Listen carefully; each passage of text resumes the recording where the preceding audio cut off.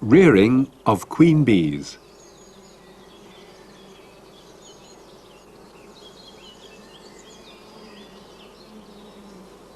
For many years, the rearing of queen bees has occupied a key place in beekeeping. Not only the beekeeping institutes, but also many smaller beekeepers dedicate much of their work and time to this important task.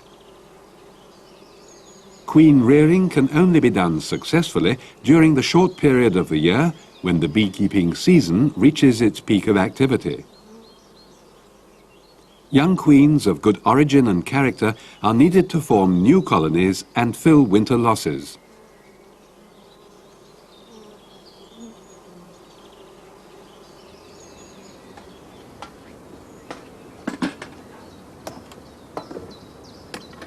The breeding material for rearing good queens, the youngest day-old larvae, are obtained from a breeder colony. Not every beekeeper has a worthy breeder queen, but he can obtain breeding material from a beekeeping institute or from established bee breeders.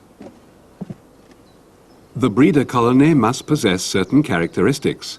It should be disinclined to swarm and have an above-average honey production potential.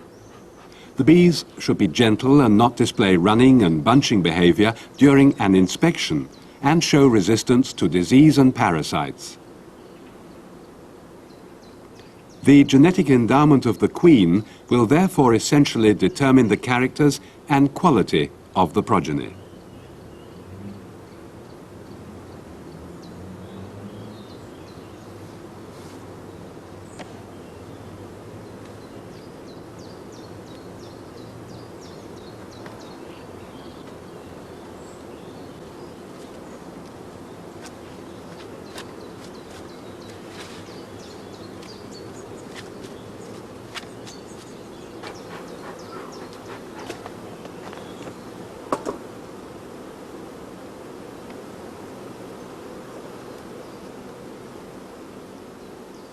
The most important criterion for selection must be an above-average productivity of honey, as this factor determines the profitability of a beekeeping enterprise.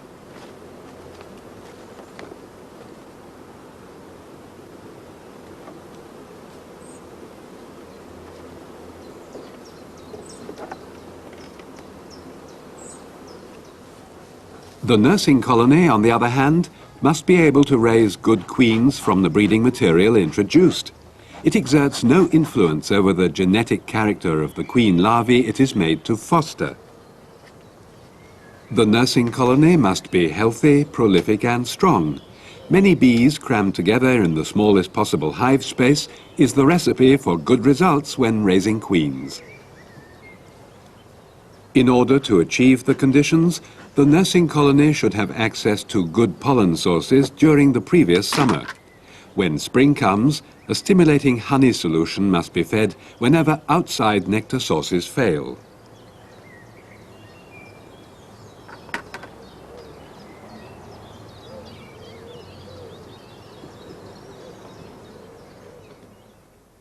All work involved must follow a timetable corresponding to the development cycle of queen bees. For grafting, the breeding material should be not older than 1.5 days.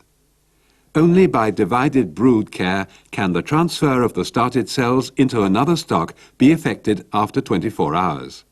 Cells are caged on the 6th or 12th day. On the 13th day, queens emerge from their cells. On the following day, mating nuclei must be formed. 3 days after that, at the earliest, mating nuclei can be sent to their mating apiaries. For precise planning, a strip with these fixed intervals for actions can be aligned with a corresponding calendar strip. Let us first turn to the work involved in preparing the breeding material.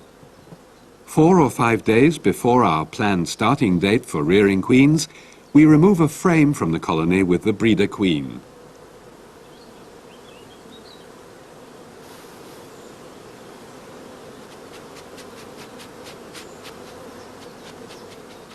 We replace it with a frame with pale comb, which had been used once only for rearing bees and which is still moist with honey after extraction. This comb quickly attracts the queen, and the beekeeper obtains many larvae of the same age. The frame is marked with a coloured drawing pin.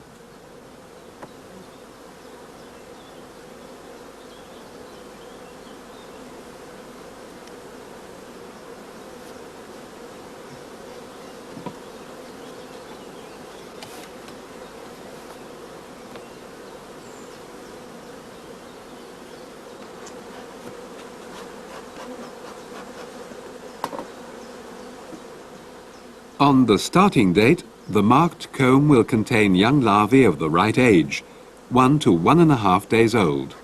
Perfect queens can only be reared from such larvae.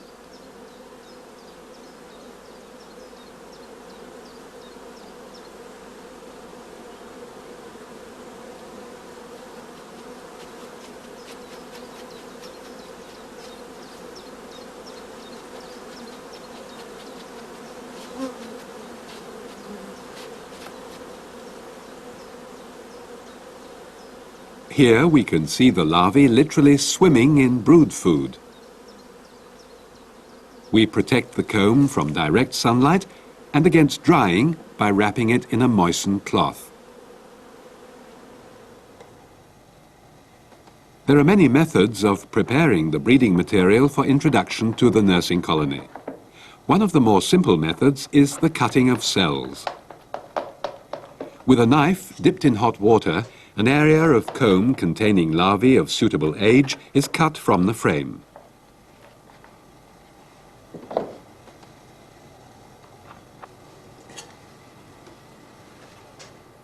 On one side of the comb, all cells are shortened by 1/3 of their length. This allows bees to enlarge the mouth of the cells and draw them out as queen cells.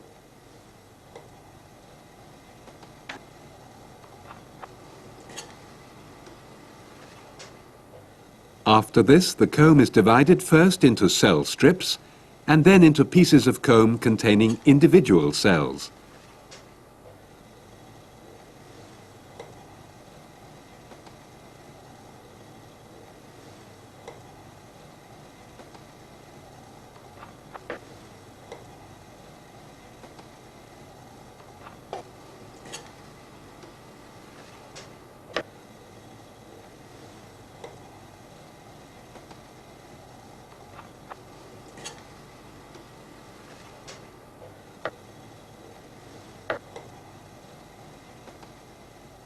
The long reverse of the cells is nipped between the halves of a split cell holder.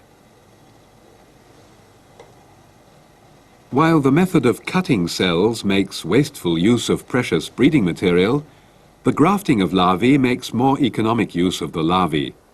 For this method, we need artificially produced cell cups. These we can easily make ourselves from beeswax.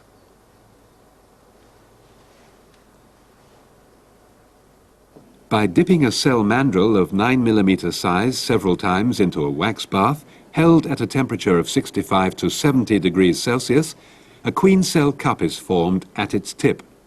After cooling in water, the cell cup can be removed.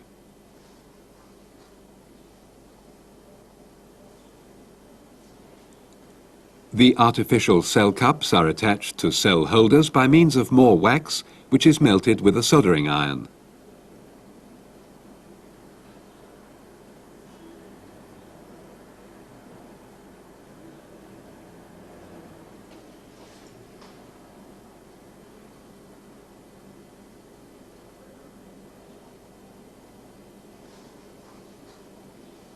The appliance trade also offers a number of cell cups formed from plastic.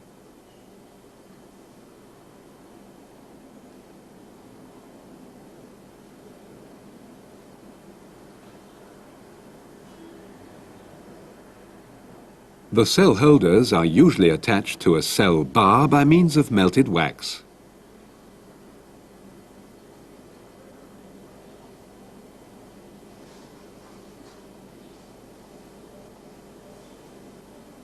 We require good light, good eyesight, and a steady hand when we are grafting larvae.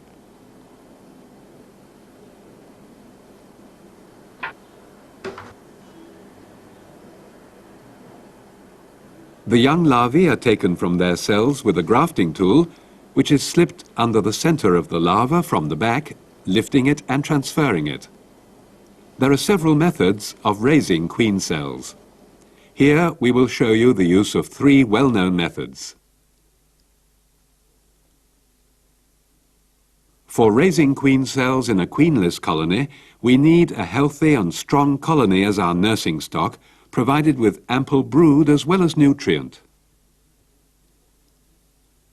9 days before starting, we place an additional queen excluder between the 2 stories and confine the queen to 1 hive body. 9 days later, at the start of breeding, all brood in the queenless part of the hive will be sealed.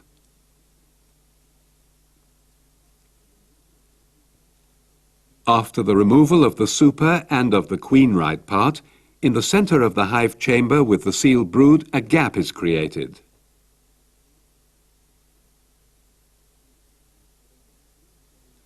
Next, we form a 3-frame nucleus consisting of the old queen, 2 combs of brood, together with the adhering bees, and fill the space with a frame of stores.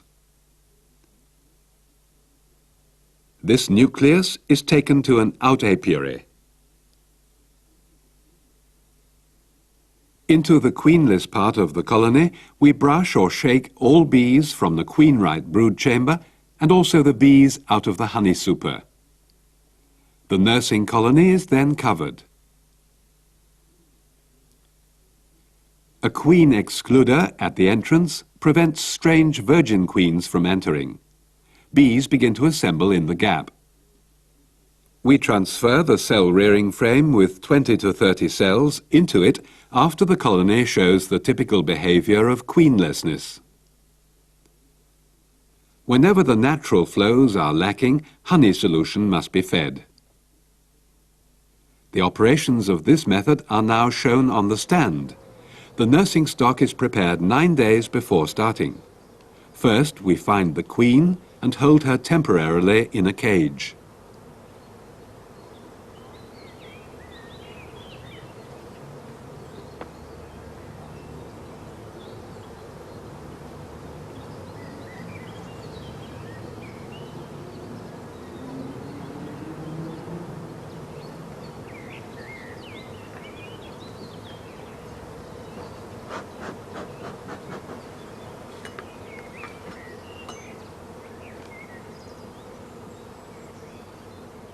Combs with open and recently capped brood, as well as combs with pollen and honey reserves, are transferred into the lower brood chamber.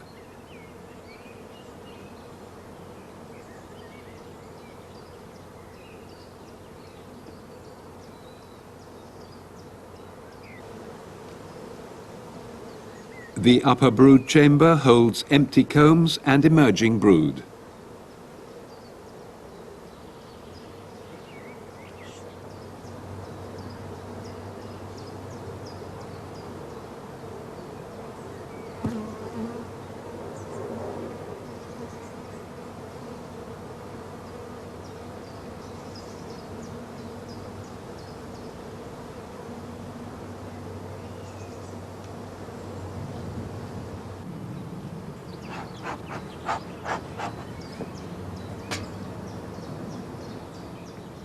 A queen excluder is inserted between the 2 brood chambers to prevent the queen from having access to the lower chamber.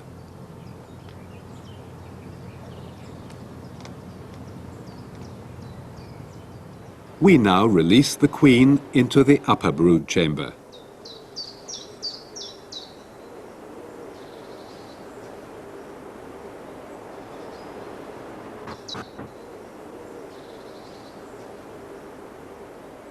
A further queen excluder keeps the queen out of the super.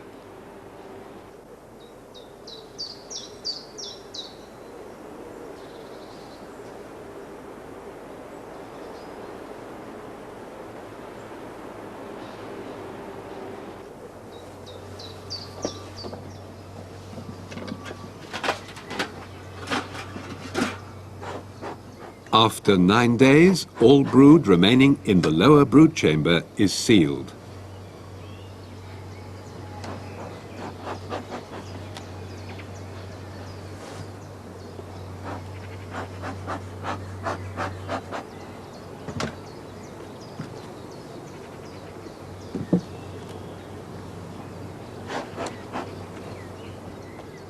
After setting the upper chamber with the queen aside, we remove one outside comb from the lower brood chamber and shake all adhering bees back into the hive.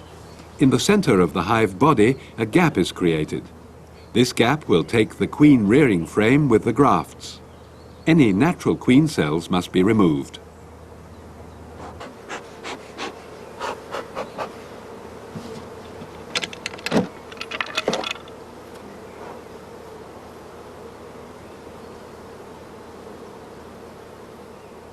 Returning to the queen-right part of the nursing stock, we remove the queen.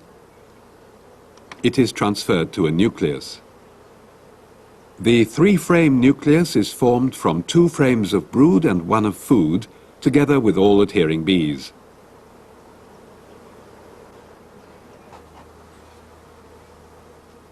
All other bees from the remaining frames are brushed into the nursing stock.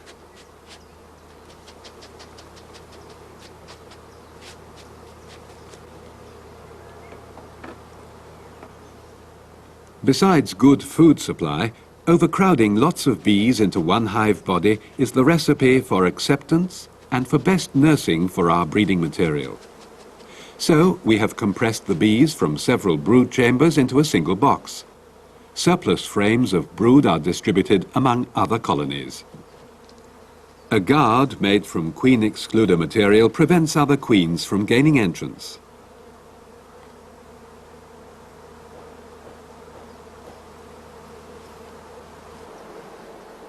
About 2 hours afterwards, the colony shows typical signs of queenlessness. This is the time to transfer the queen rearing frame with the grafts into the gap. Here the nurse bees provide the young larvae with large quantities of royal jelly. This phase of engorging is important for the full development of the growing queen larvae.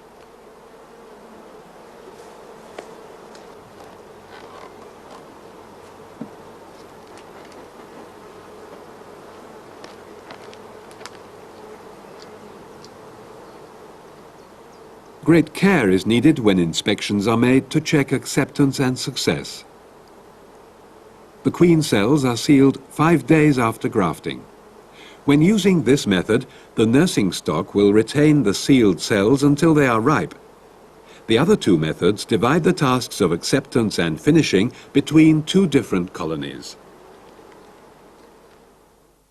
In order to use the swarm box method, we also begin by first selecting a strong, healthy colony.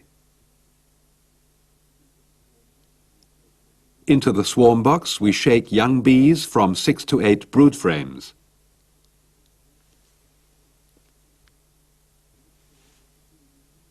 Make sure that the queen remains in her colony. The bees should fill about 1/3 of the box. They are provided with 1 frame of pollen stores, 1 frame with water, and 1 unsealed frame of honey. Then the swarm box is covered and is left undisturbed. After a few hours, the bees deprived of their queen become restless. The batch of grafted cells can now be applied. The finishing of the cells is done by other strong colonies. Because we need many nurse bees, we raise frames with open brood into the super and leave a gap between them. That space we created in the brood chamber is filled with empty combs.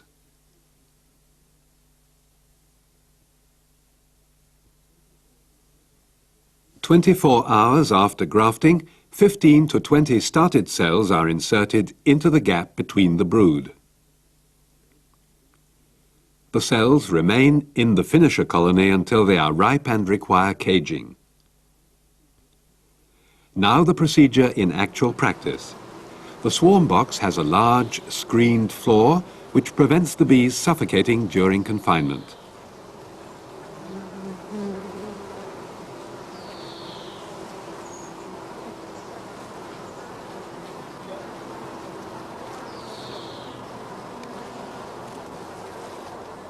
Having moistened the sides of a funnel, we brush the young bees off several frames of brood.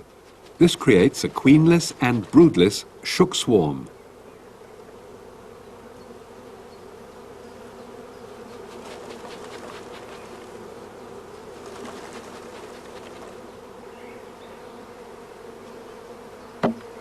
After briefly thumping the swarm box hard on the ground, the frames with pollen, water and food are lowered carefully among the bees.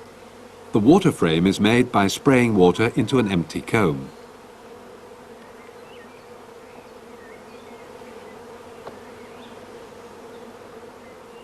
A special crown board which can hold the grafted cell cups is used.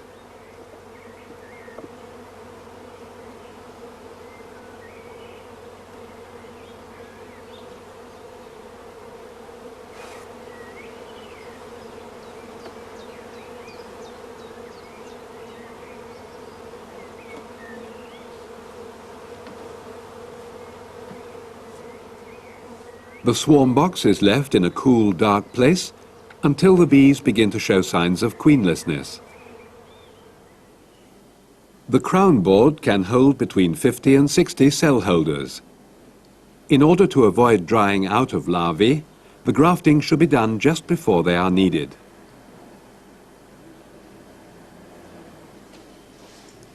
The bees will quickly supply the larvae with lots of royal jelly. Cut cells can readily replace grafted cell cups. The swarm box is now left alone for an hour at least. Once cells have been accepted, the finishing is done by another strong colony. In order to preserve warmth, we place an insulating cover over the swarm box. Rearing queen cells by using starter and finisher colonies also requires a healthy, strong stock. 9 days before starting, a queen excluder is placed between the two brood chambers to confine the queen to a single hive body. 9 days later, all brood in the lower chamber will be sealed. This part of the hive will become the starter colony designed to accept the cells. Removing 2 frames from the hive, we create 2 gaps. The other frames only contain sealed brood as well as some stores.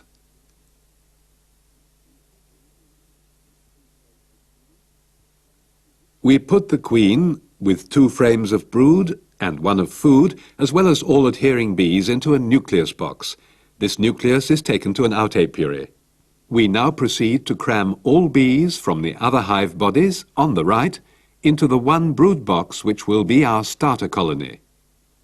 The brood frames, especially all frames with open brood, are later given to the honey chamber of other colonies in the apiary. The starter colony is now closed up. The entrance is covered with a queen excluder. Bees will shortly be gathering in the empty spaces. When bees show signs of queenlessness, 2 frames with about 40 grafted queen cells are transferred. The stock must be fed if the flows of nectar are scant. After 24 hours, the cells are transferred into occupied supers of honey-producing colonies, the finishers. It is important that several hours before, frames with open brood have been transferred into the honey chamber. Now a gap is formed. The cell-rearing frame with the started cells is placed in position. A finisher colony should never be given more than 15 to 20 cells. The starter colony can now receive 2 more cell-rearing frames.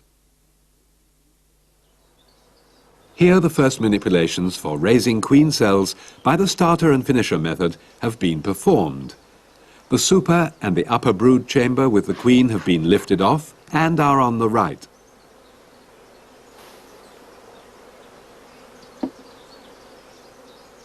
We remove 2 frames with only small patches of brood from the lower brood chamber.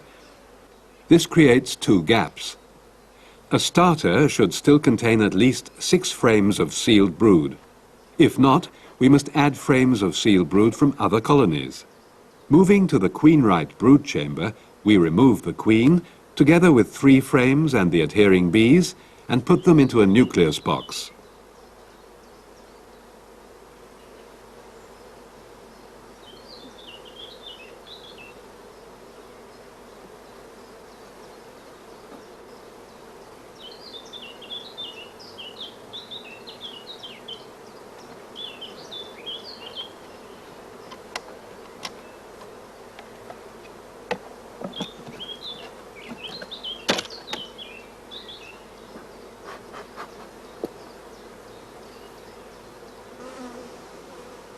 All bees are brushed from the other frames, and the frames are temporarily placed into an empty hive body. Later, we transfer the frames into occupied supers of other stocks.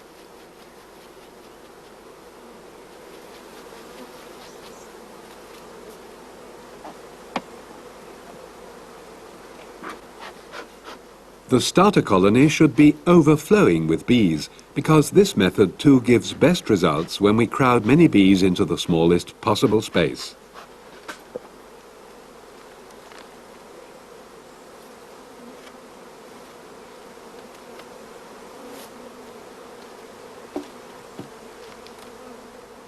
After we have covered the hive, we place a guard of queen excluder material over the entrance.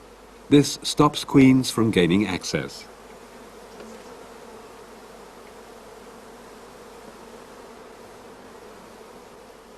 A few hours later, in the queenless starter colony, we can hear the loud buzzing of the orphan bees. Meanwhile, young nurse bees have gathered in the two gaps. Now is the time for giving the starter stock about 40 grafted cells. Of course, the breeding material can also be offered as cut or punched cells.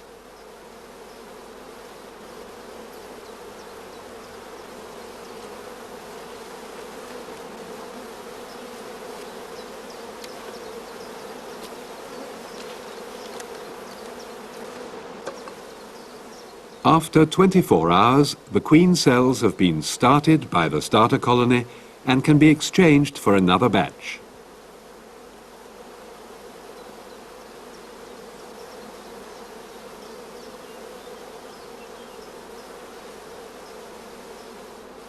Carefully, we remove the rearing frame and check for acceptance. Bees crowding thickly around the cells is a first positive sign of good acceptance.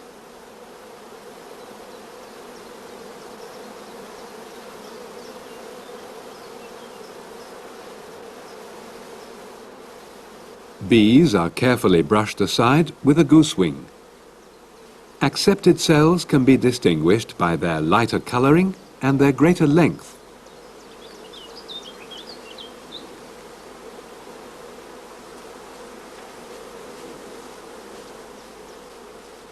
Queen cups which have not been accepted are short and their opening has been narrowed. First, the two rearing frames are placed into a carrying box. Later, the started cells can be transferred into the care of a queen-ripe finisher colony.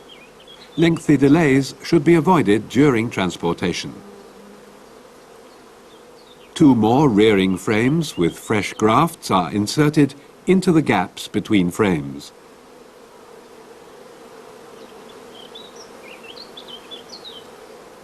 Because many young bees are emerging in the starter colony, we can use the stock for 6 to 8 batches at intervals of 24 hours.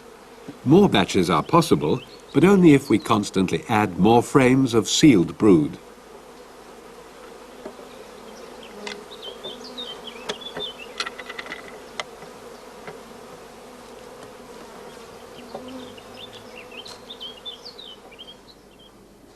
Before queen cells are given to the finisher colony, they are checked once more.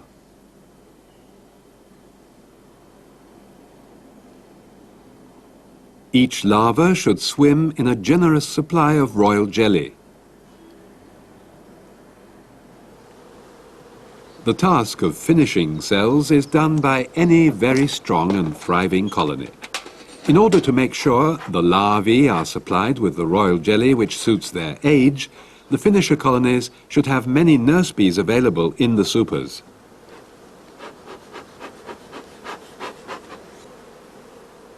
In order to lure the young bees into the supers, we remove at least 3 frames from the center of each super some hours beforehand.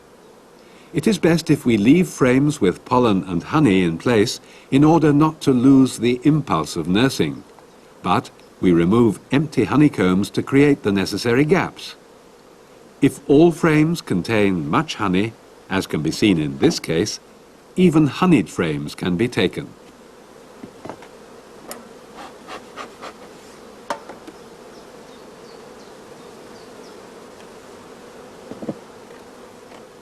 During the following manipulations, we must make sure the queen cannot slip into the super.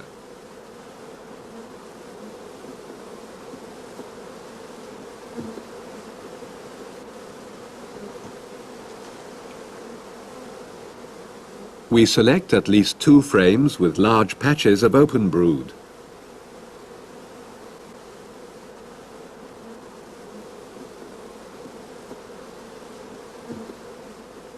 Here, many young bees are occupied in nursing the young larvae.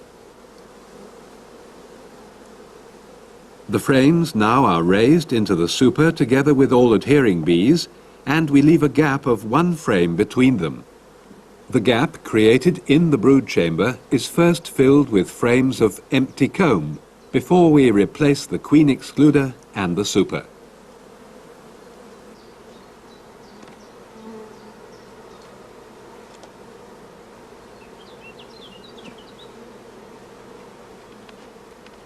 We now transfer the cell rearing frame with the started cells into the gap between the brood. No finisher colony should receive more than 15 to 20 started cells, otherwise brood care will suffer. They remain in the finisher colony until shortly before emerging.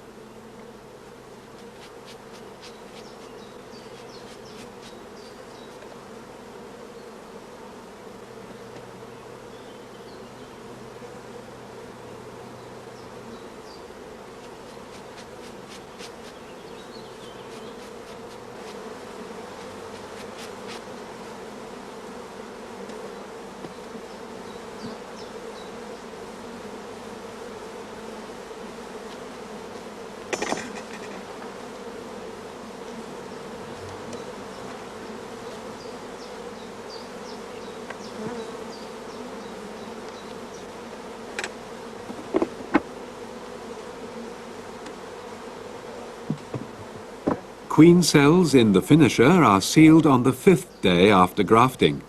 They have to be caged before emerging. This can be done on the 5th or 11th day after grafting, because then the cells are relatively robust so that they can be handled. If we miss the 2 dates and 1 virgin is allowed to emerge, the whole batch of cells will be destroyed by the firstborn.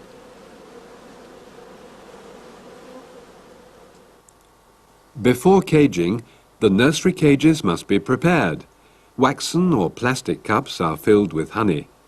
Access to food is vitally important for the emerging queens, as they may well starve. The cups are fastened with honey into the base of the cages. This standard cage is secured by a movable plastic cover on one side and by gauze on the other. The cages are placed facing opposite sides alternately into a nursery frame. This arrangement is best where many queens are allowed to emerge in a colony.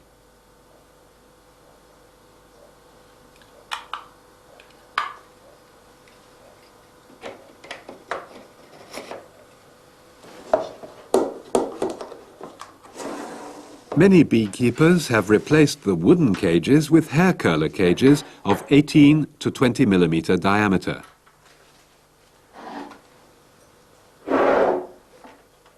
The cages are supplied with a reserve of honey by twisting the closed end of the cage in finely crystallized honey.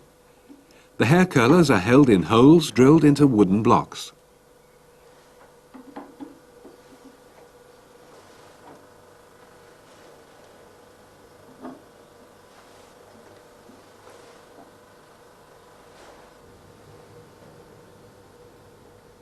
But let us go back to the standard cages.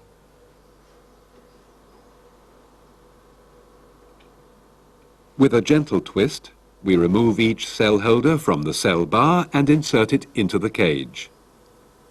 Shaking and rapid movement must be avoided at all costs during this operation.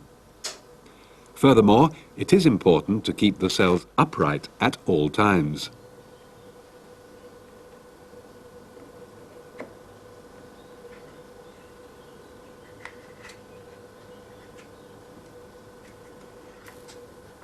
The completed nursery frame with the cages is carefully set aside.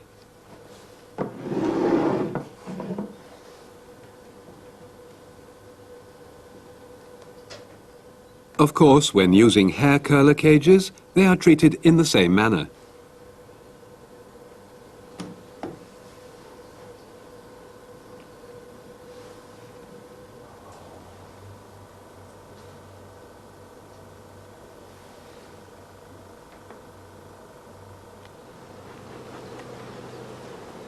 When virgin queens are allowed to emerge in the colony, the nursery frame is returned to the same place where the cell rearing frame had been. Because sealed cells only need 50 to 70% air humidity and temperatures of 35 degrees Celsius, they can easily be transferred into an incubator for their last phase of development. Besides, in such an incubator, all work of checking emergence involves very little effort.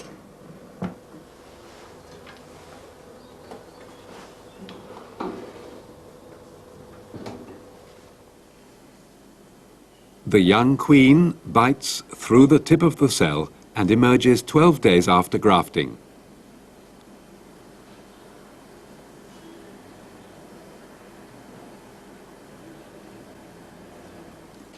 Lower temperatures may cause a delay in emergence, while raised temperatures can cause early emergence.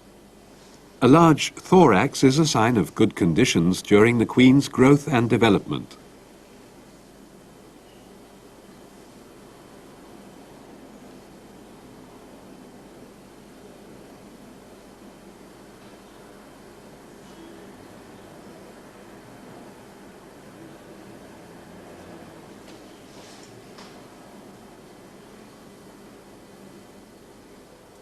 From the time of emergence onward, the incubator should be checked at least twice a day.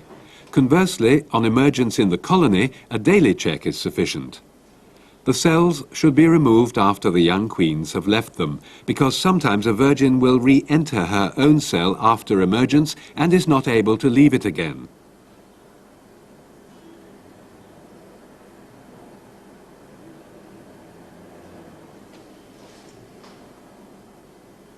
Marking queens is best done with numbered plastic discs, available from the appliance trade.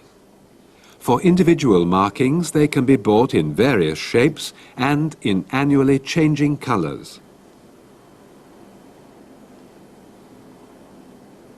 For applying the marking, the queen is held gently between thumb and index finger, with the thorax being uppermost. Using a pinhead, we apply a small amount of glue to the centre of the thorax, making sure none is in contact with the roots of the wings. After moistening the other end of the marking tool, we pick up the plastic disc and place it over the glue on the thorax. Next, we let the queen run free over our hand, examining her carefully to see that she has well-developed legs and wings. Once marked for life, she can easily be found in a strong colony, and her age can be recognized by the color. Finally, we put her back into her cage until we require her again.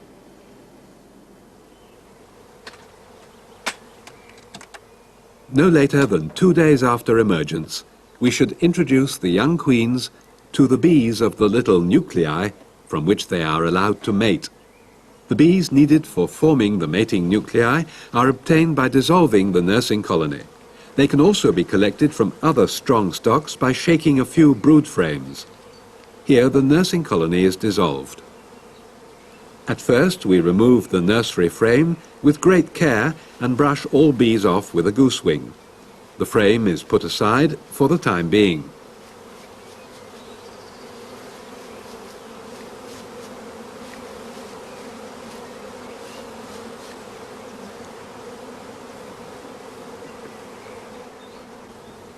One cage with a young queen is removed and attached to a piece of wire. The cage is hung into the special hive body, which is used to hold the shook swarm.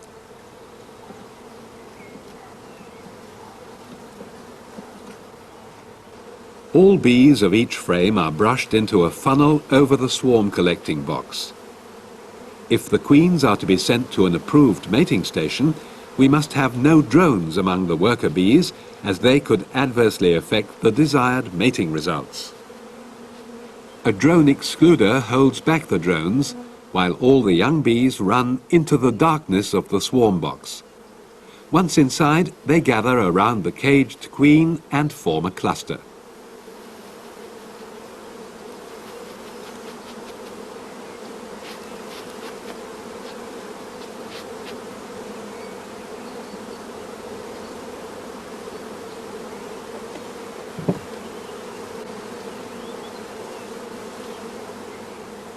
The last bees still clinging to the sides of the hive are also brushed into the funnel.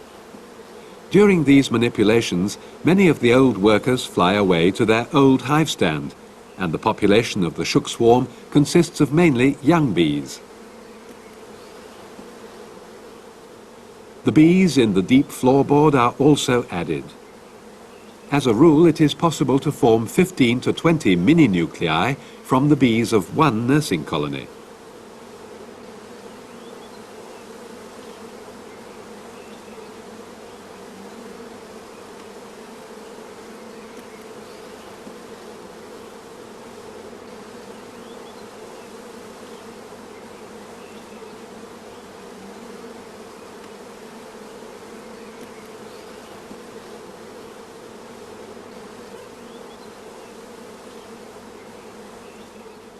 The attached bees are also brushed into the funnel.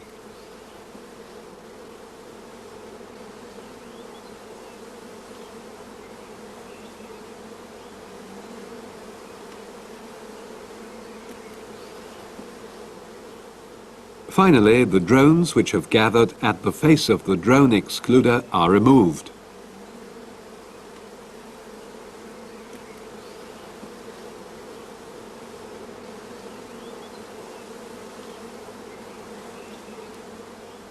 The hive body holding the shook swarm is now closed up and removed from the site.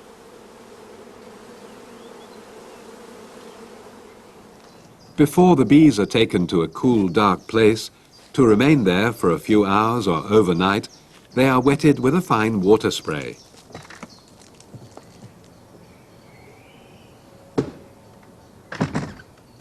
While the shook swarm is clustering in the dark, we have time to prepare the mini-nukes.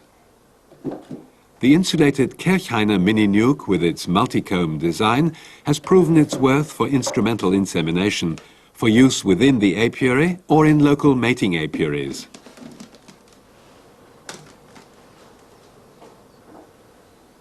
Four top bars, each equipped with a starter strip of foundation, assist in the drawing of good comb. The food compartment is filled with goods candy made from icing sugar and honey.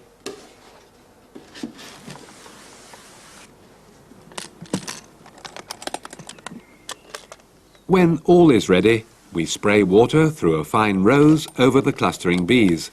This prevents their flight and escape. The bees are scooped up with a ladle which has a capacity of about 1/4 of a litre.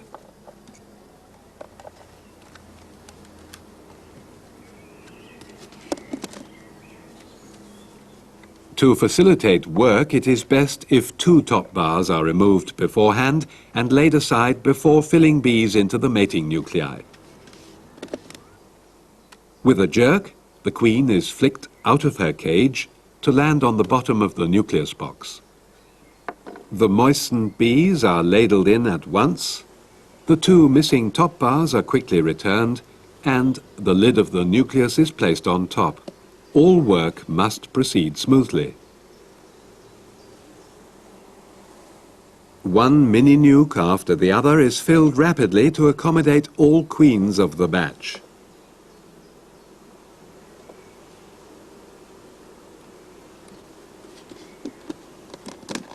The little colonies, now headed by virgin queens, can be compared, biologically speaking, with natural afterswarms, also called casts. In order to fuse the bees and queen into a unified colony, the entrance remains closed for 3 to 4 days. The mating nuclei are carried to a dark place which is not too cold. Temperatures in the shed or cellar should not be below 15 to 20 degrees Celsius. This encourages bees to draw waxen comb from the starter strips. During confinement, the nuclei should be adequately ventilated, and a small jet of water may have to be sprayed into the cavity occasionally. After the period of confinement, the mini-nukes are taken to the mating site and placed on a flat surface.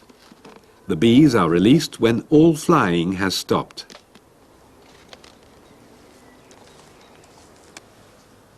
When the queens are to be sent to offshore mating stations on islands, one-comb mini-nuclei are used. After adding a frame with a starter strip, the box is closed with a pane of glass. The perforated metal strip should slide smoothly in its groove, and it is secured with a drawing pin. The closure disc over the entrance is also tested. The food chamber is filled with candy made from icing sugar and honey. To avoid drying, the candy is covered with greaseproof paper. The passage between food chamber and the bees must remain open so that many bees have access to the stores. A further lump of candy is attached to the side wall opposite the entrance before the bees are added. This will provide food for rapid engorgement by all bees. Just as has been described before, the standard mini-nukes are filled with the bees of a shook swarm. Each mini-nuke should receive about 1/4 of a litre of bees.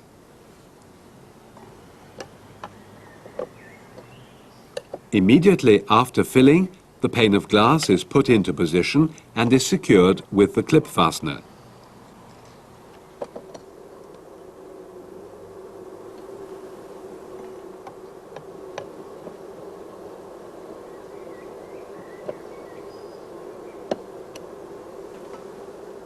One shook swarm, as formed from a nursing stock, will provide enough bees to fill 15 to 20 standard mini-nukes.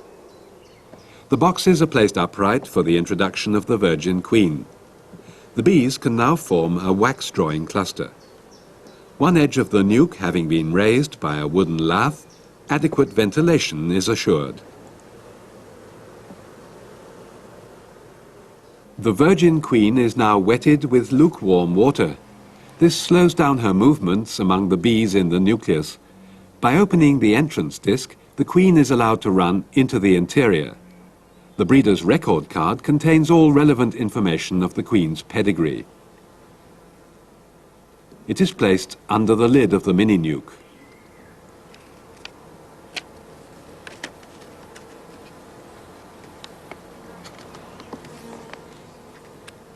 Finally, we make sure that the queen is accepted by the bees. Having the right mixture and the right quantity of young bees is an important factor for success. The right mini-nuke contains too many bees. The central nucleus has too few. When forming a cluster, the bees should take up about half of the available space. In order to allow the bees to fuse and become a family unit, the standard mini-nukes, just as in the case of the Kirchhainer mating hive, must be taken to a cool room, or they are placed in a shaded, insulated shelter. If allowed to fly, the site of release must be far enough away from the original location.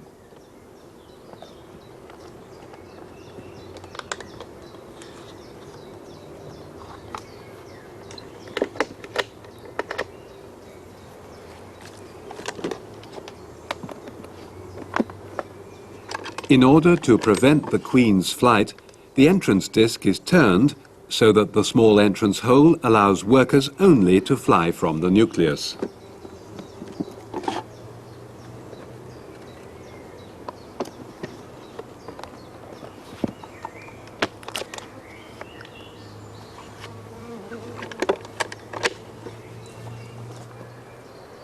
A first check is made after 3 days. This interval is necessary for bees to form a new colony. Bees which had been allowed to fly seem to be less stressed and are more quiet than any which had been kept in total confinement.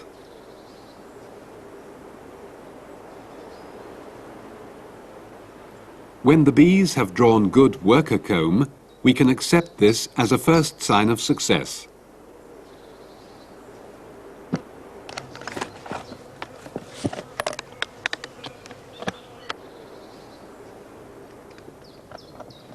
We send only the nuclei with a fair-sized piece of comb to the offshore mating stations.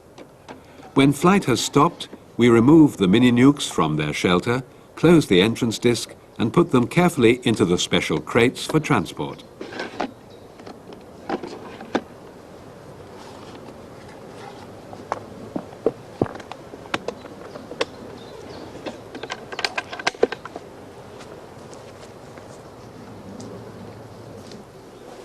Each consignment must be accompanied by a certificate of health and an address for the return journey. Furthermore, each standard nucleus must carry the name and address of its sender.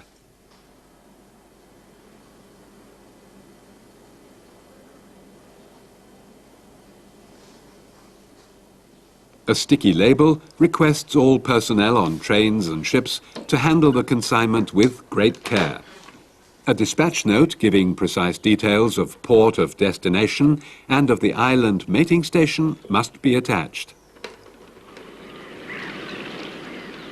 Mating stations with guaranteed isolation can be found on all offshore islands along the North German coast. The sea forms a natural water barrier which prevents drones from flying in from the mainland.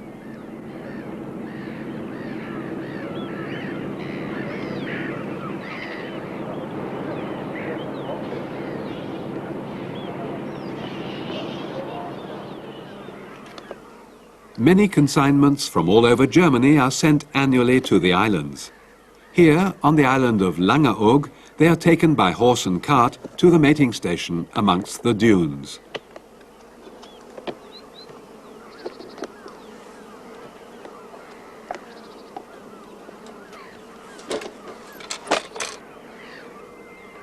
A warden is in charge of each mating station.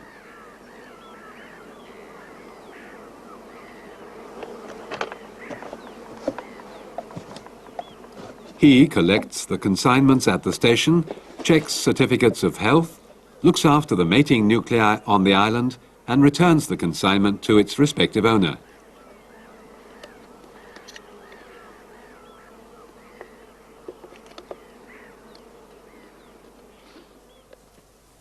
The warden of the mating station waits until all flying has stopped for the day. He then checks each nuke once more that all is well, that no drones are present among the bees, and that ample food is left.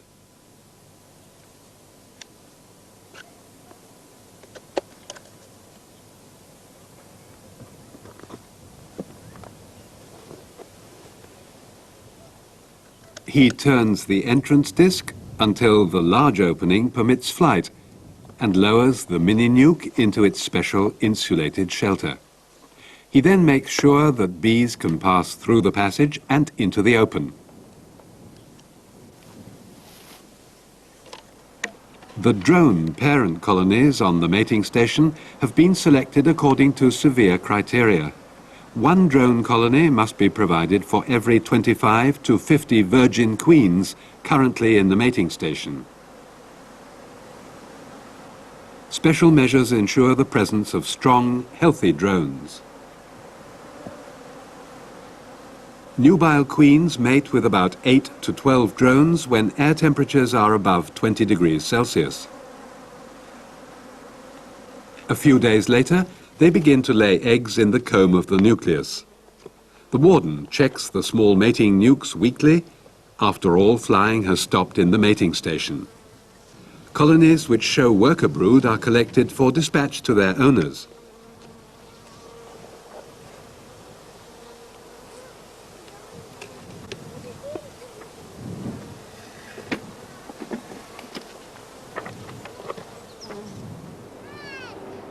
In this mini nuke we can see a patch of brood in all stages of development.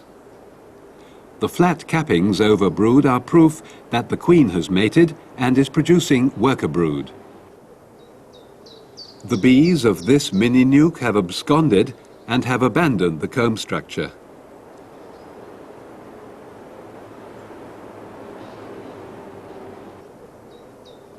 This colony has lost its queen and has started queen cells. The domed cappings show that drones are being reared. Here, worker bees have started to lay several eggs into each cell. Only drones can develop from such eggs.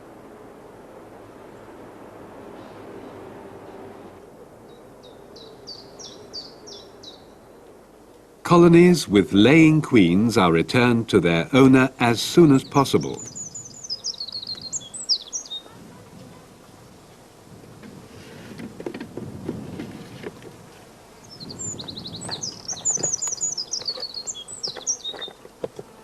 The entrance holes of the shelters are closed at once.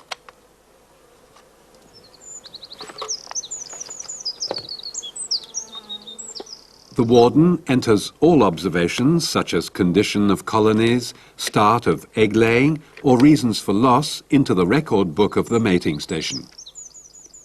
The Queen's record card, which accompanies the Queen for life, is filled in and signed. Start of egg laying, name of mating station and parentage of drone parent colonies are entered.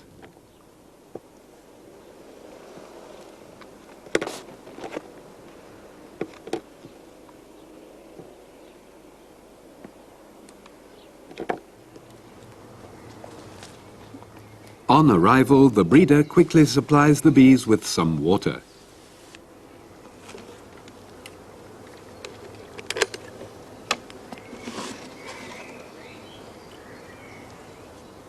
The condition of the bees is checked and the presence of the queen established.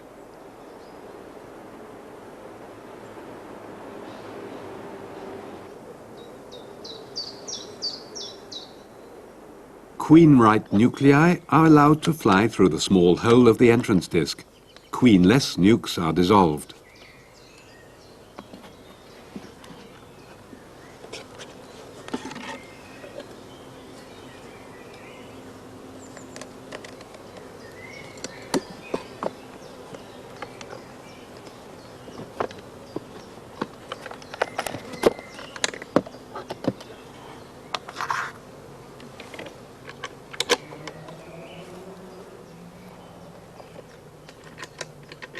Queens should not remain in the standard nuclei for too long, as the brood nest area is too small to keep them productive. When she is required for introduction, the queen is carefully removed from the little colony.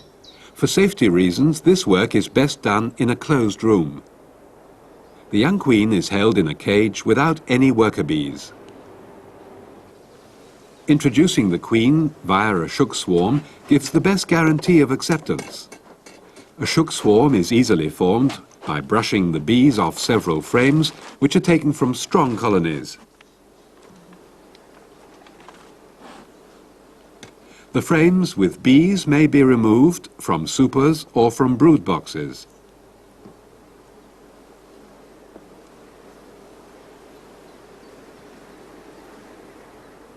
Under no circumstances should a queen be taken by mistake.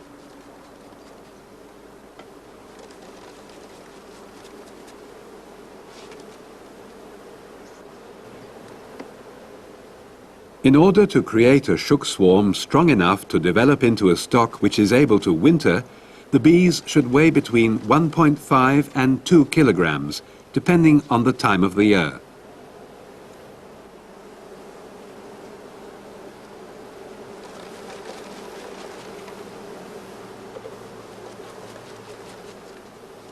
When enough bees have been collected, we thump the swarm box on the ground, quickly remove the funnel and put on the cover.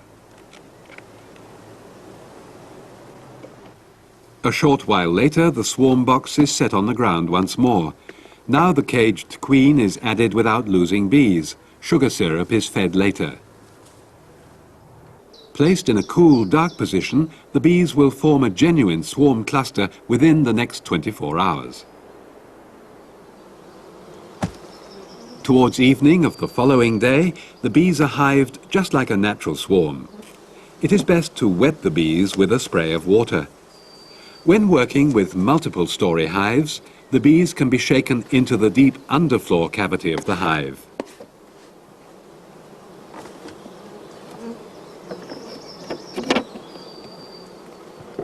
A brood box is added containing either frames with comb or foundation. A feeder with sugar syrup is placed on top to provide food for the next few days.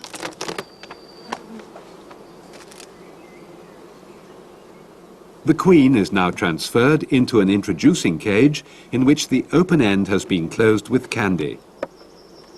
The hive is closed up and remains undisturbed for several days.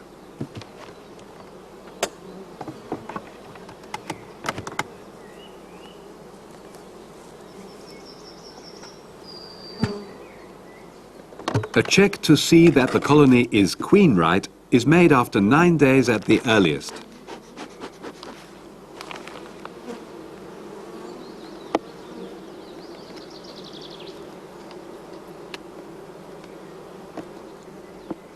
Here we can see that the young queen has been accepted and has laid out a large brood nest. The first brood is already sealed and shows a good worker pattern throughout. This concludes the operations of queen rearing.